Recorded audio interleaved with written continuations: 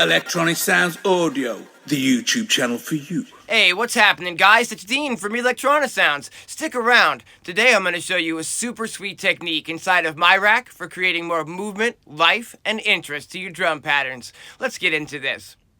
Real quick, before we get started today, be sure and subscribe if you're into this kind of content. On this channel, I talk about everything from modular synthesis with iPads to making tracks with iPads. I talk about sound design, I talk about new gear, I talk about old gear, all that good stuff. Be sure and subscribe. This is sort of a techno genre example here, and if you listen super carefully, you might notice that we're alternating in a random fashion between a dry closed hi-hat and a closed hi-hat that's got some reverb on it, and they're going back and forth in a random fashion. It's very subtle, and you'll need to listen super close to hear it.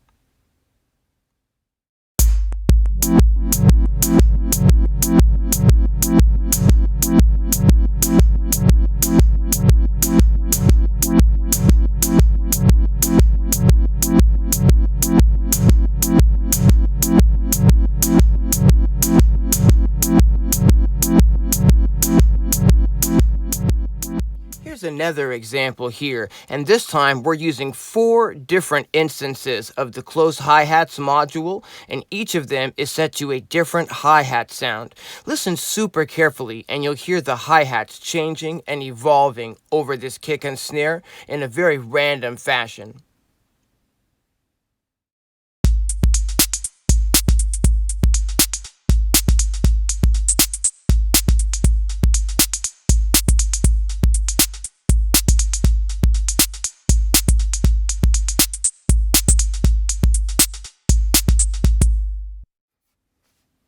I'm going to try to show you guys how to set this up today in a super easy fashion. But what I want you to keep in mind the whole length of this tutorial is all of the different ways that you could use this technique to trigger different sounds inside of your productions in miRack.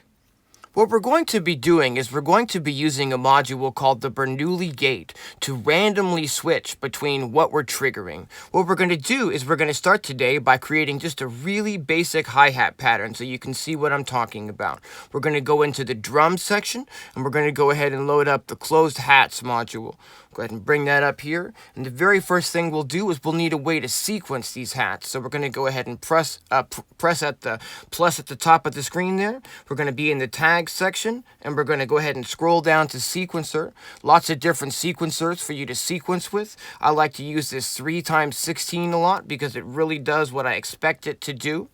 I'm going to get this patched into our clocked module here. We're going to go ahead and take clock 1 and route that into clock patch point on the sequencer, and I'm going to take the reset and I'm going to patch that into the reset on the sequencer as well.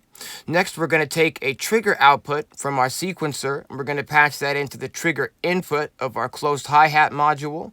We're going to take an output from our closed hi-hat module and route that into the input of a mixer over here.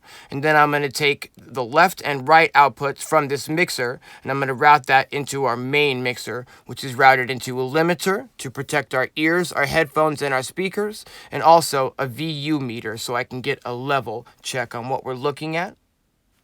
I'd like the sequencer to be moving at a rate of 16th notes, so I'm going to go up here to the ratio on our clocked module, and I'm going to bring this up to ×4. And now, as we watch the playhead go across our 16-step sequencer pattern, you'll see that we're in a 16th note pattern, and what I'll do here is I'm just going to put in an 8th notes hi-hat part at this time, and you'll hear now that we're triggering the hi-hat part. I'm going to go ahead and check the camera and check the volume there. There's no direct sound today. We're just really focusing on this so you guys can get a really clear example of what I'm putting in today. It's not really about the sound as it is getting the idea across per se. Now, so we've got our hi-hat pattern ticking away here, but it's pretty static and it's pretty boring and it's just one hi-hat ticking away. What we can do is we can use a Bernoulli Gate module to do a random let me show you what I mean rather than try to explain it. We're going to go ahead and go to the pack section, and we're going to go to the audible instruments section. Here we're going to look for this module here, which is called the Bernouli Gate. This is based on the mutable instruments branches module, if you're familiar at all with that. And basically, here's what the Bernouli Gate does. It's going to allow us to route a trigger signal into the input of the Bernoulli gate. And now, on the bottom here, we have an out A and an out B. Every time that the Bernoulli gate receives a trigger input, it's going to do a coin toss, per se, and randomly decide which of these outputs to send the trigger signal to. So what that means is that if by default, if I take an output A and I route that into the trigger in of our hi-hats module and then press the play button, now a few of the notes aren't going to be there because the Bernoulli gate is sending those out of the second trigger output. I hope that makes sense. What we're going to do is we're going to go ahead and double click on our hi-hats module. We're going to click manage and we're going to click duplicate to get a second hi-hats module in. We're going to take an out B from the Bernoulli gate and route that into the trigger input of the second hi-hats module. We're going to take an output and we're going to route that into our mixer so that we can hear it. Here we can now see that, hear that, we're getting our eighth notes back again. Each trigger is triggering one of these two hi-hats. And you can see, actually, which module it's triggering by looking at the little highlight dot up at the top.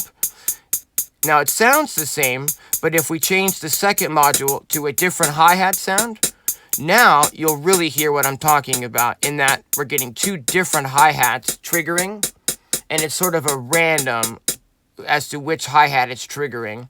Now, the Bernoulli gate has this knob at the top, which we can, push to the left or to the right. And what this is it's a percentage knob. So, for instance, if I pull this knob all the way to the left, it's 100% chance that we're only going to be sending a trigger signal out of output A 100% of the time. And if I put this all the way to the right, now we're only going to be sending the trigger output from output B 100% of the time. If it's in the middle, there's a 50% chance as to which output the trigger signal is going to come from. And if you start moving it to one direction or the other, now there's a 75% chance that it's going to come out of output A and only a 25% chance that it will come out of output B.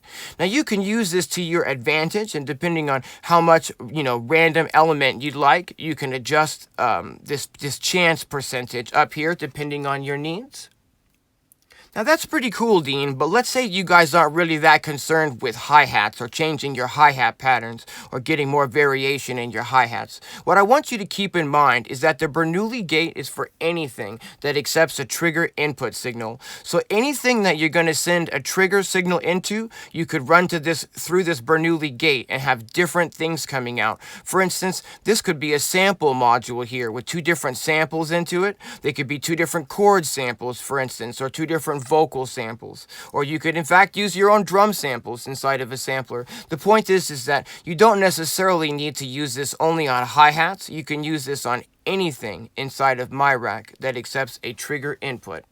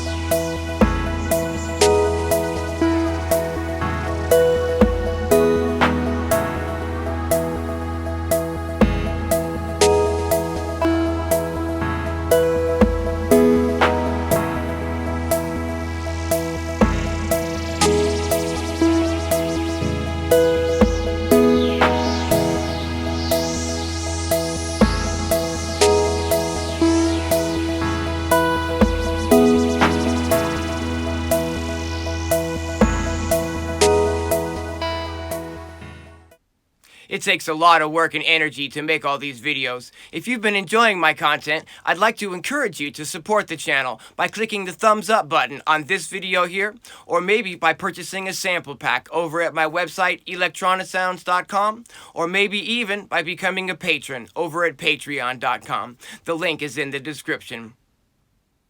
Now let's say we want to take this one step further and we want to make these hi-hats a lot more interesting. Let's go ahead and double up these modules again. Let's double click on that rather and click manage, and then we're going to click duplicate. Let's move this mixer down a little bit. We're going to double click, manage, and click duplicate. Now we've got 4 closed hi-hat modules. I'm going to click the icon at the top of the screen here to allow me to just freely move these over. And what we're going to do is we're now going to insert some more Bernoulli gates. We're going to go ahead and unhighlight that move icon at the top there. And I'm going to click manage, and I'm going to click duplicate. And I'm going to do that one more time. I'm going to click manage, and I'm going to click duplicate. I'm going to unpatch this here. Now I've got 3 Bernoulli gates here. And what we can do is we can take output A, and we can run that into the output.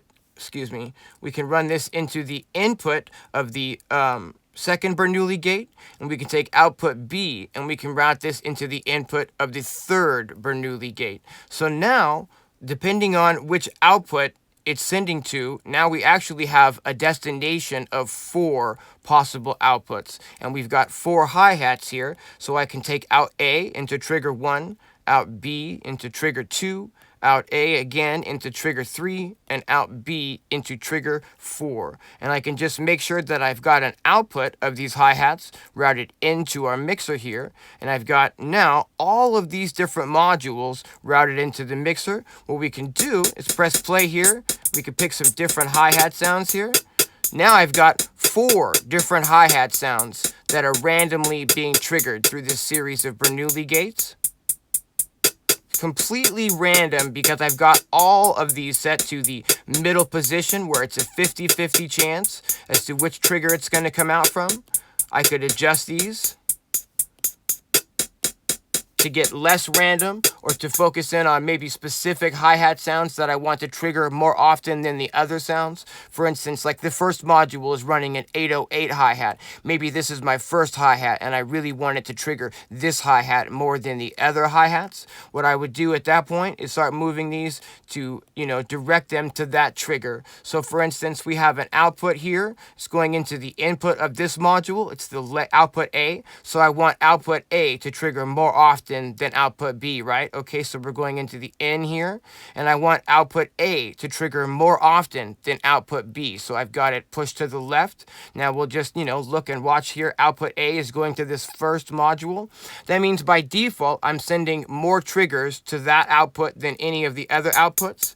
And by default, we're going to be triggering this hi-hat more than the other hi-hats. I hope that makes sense. The way that you adjust these chance modules has a really big impact on the direction of, where it's going to send your trigger outputs. It's still a random sort of a coin flip, but you can, sort of have a lot of influence on them. Now let's, take some other examples as to what you could do with this, right? Let's say that, again, if you really, I can't stress this enough, by loading in something like a sampler, like loading in something like the quad sampler, you could load different samples here and then use the trigger from the Bernoulli gate to trigger different samples at the, at a random sort of, coin toss of a flip. What you can do with this is really, really powerful, you guys. And I want you to think about how you can use the Bernoulli gate to create a little bit more random, a little bit more movement, and a little bit more life inside of your patches, inside of miRack. I hope you guys have found this useful, and until next time, thanks for watching. Real quick before I go, let me show you one more thing that you can do with this that is a little bit different than the random technique that I've shown you so far. We're going to double click and get rid of this. We're going to go manage and delete this quad sampler here. And what we're going to do is we're going to make all of these hi-hats play the 808 hi-hat. So I'm going to click these all and scroll through the different options until we get these all back to the 808 hi-hat. And now it just sounds the same, right? We can make all these variation chances back to default here. But what we can do is we can zoom in on the mixer, right? And we could maybe make these 4 different volumes, and maybe we could start adjusting the panning of these as well. We could make some here, maybe some here. And now what we've got is we've got the same hi-hat sample triggering over and over, but we're doing, we've got some velocity variations here, and we've got some stereo variations here with each individual hit is hitting at a different point in the stereo field. I definitely recommend this technique for bringing more life to your sounds, guys. You could even go one step further and start running the output of each of these hi-hats into a filter. You could have 4 different filter settings. You could have a different reverb or a different delay or a flanger or a chorus or a bit crusher or something on each of these hats. You don't have to have different sounds. You could have the same sound but being processed and routed in different ways as well. The things that you can do using this random output on the Bernoulli Gate to route your patches. Get creative, guys. Enjoy.